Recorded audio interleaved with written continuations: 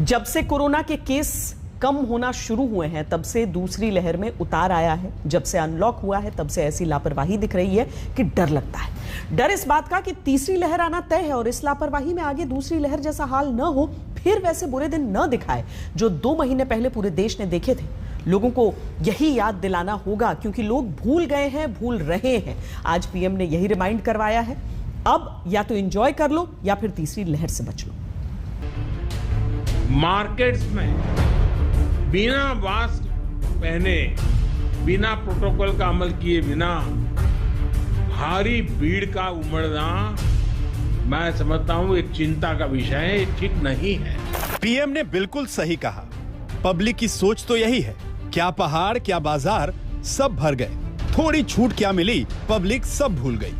मसूरी के केम्प्टी फॉल का ये वीडियो तो सबूत है। झरने में नहाने के लिए आफत मची थी, पैर रखने की भी जगह नहीं थी। जिधर देखो उधर ही टूरिस्ट थे।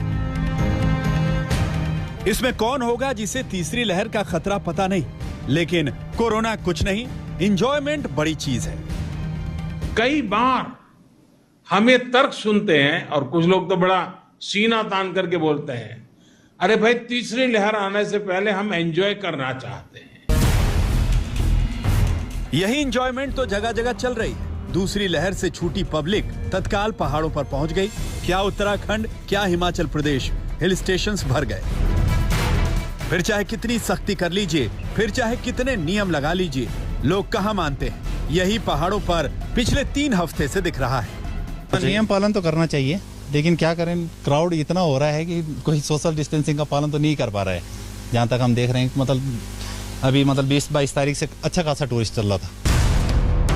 वैसे तो जुलाई अगस्त का सीजन टूरिस्ट के हिसाब से हल्का होता है, लेकिन इस बार उल्टा हो गया। इतनी भीड़ पहाड़ों पर पहुंच गई कि नियम कायदे फेल हो गए। उत्तराखंड के केम्प्टी फॉल का ये वीडियो वायरल हो गया तो वहां पर थोड़ी सख्ती की गई। जगह जगह से लापरवाही की तस्वीरें आई तो और सख्ती करने का दबाव बना। मसूरी और नैनीताल जैसी जगहों में आ रही कम से कम 8000 टूरिस्ट गाड़ियां वापस भेजी गईं। सीमित गाड़ियों को ही अब एंट्री दी जा रही है।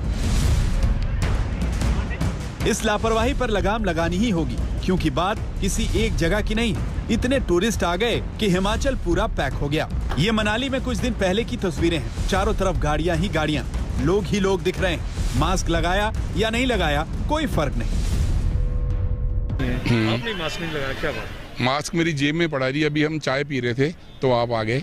तो दूसरी बात ये है कि हम सब ने डबल डोज वैक्सीनेशन करा के आए हैं। बिल्कुल सर, मास्क तो मस्ट है, जरूरी है। मास्क सभी को लगाना चाहिए, डिस्टेंस रखना चाहिए। जितना कंट्रोल हो रहा है, अब भगवान करे इस साल में ये बिल्कुल यहाँ से खत्म हो जाए। अब यहाँ खुले में घूम रहे जब भी मास्क नहीं पहना। क्या लगता है, ऐसे खुले में घूम के कोई मास्क का वो दिक्कत नहीं आएगी क्या? इस टाइम तो कोई दिक्कत नहीं है। 4-5 आदमी और बिल्कुल खुला वातावरण है, शुद्ध हवा है, कोई दिक्कत नहीं होगी। कोरोना खत्म कैसे होगा जब ऐसी लापरवाही होगी? सबको पता है कि मास्क लगाना चाहिए, डिस्टेंसिंग रखनी चाहिए, भीड़ से बचना चाहिए, लेकिन इसे खुद पर अप्लाई नहीं करते। हिमाचल प्रदेश में तो 1 महीने से भयानक भीड़ है। 7 लाख से ज्यादा टूरिस्ट पहुंच चुके हैं। शिमला में भीड़ है, मनाली में भीड़ है, सोलन में भीड़ है। वीकेंड पे सोलन में बहुत ज़्यादा रश है और आज सोलन में मुझे लग रहा है कि पूरी तरह पैक है और मनाली से ज़्यादा जो रश है वो सोलन में देखने को मिल रहा है। सड़कें जो हैं, ट्रैफिक काफ़ी ज़्यादा है, ऑक्यूपेंसी तकरीबन 100% है। हिमाचल के ज्यादातर हिल स्टेशंस में पैर रखने की जगह नहीं है। टूरिस्ट की भीड़ और ट्रैफिक कंट्रोल करने में पुलिस प्रशासन के पसीने छूट रहे हैं। अगर यही हाल रहा तो तीसरी लहर क्यों नहीं आएगी, और अगर बाद में आनी होगी तो पहले ही आ जाएगी। लापरवाही की इसी सोच को दूसरे देश भी भुगत रहे हैं। यूके में यूरो कप में भीड़ की वजह से फिर से केस बढ़ रहे हैं। रूस में भी यही हाल है। बांग्लादेश में भी तीसरी लहर आ चुकी है। इंडोनेशिया में तबाही मची है। भारत ने दूसरी लहर में बड़ी तबाही देखी है। तीसरी लहर में वैसा रिस्क नहीं ले सकते।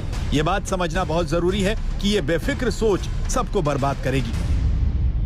ये बात लोगों को समझाना जरूरी है कि तीसरी लहर अपने आप नहीं आएगी। कभी कभी लोग सवाल पूछते, तीसरी लहर की क्या तैयारी की है, तीसरी लहर के लिए आप क्या करेंगे? आज सवाल ये होना चाहिए हमारे मन में कि तीसरी लहर को आने से कैसे रोकना है। बाजारों में, पहाड़ों में जो तस्वीरें दिख रही हैं, वो परेशान करती हैं। इसीलिए पीएम को भी बोलना पड़ा, तीसरी लहर को आने से कैसे रोकना है, ये हमारे हाथ में ही है। अभी भी वक्त है। आज तक ब्यूरो।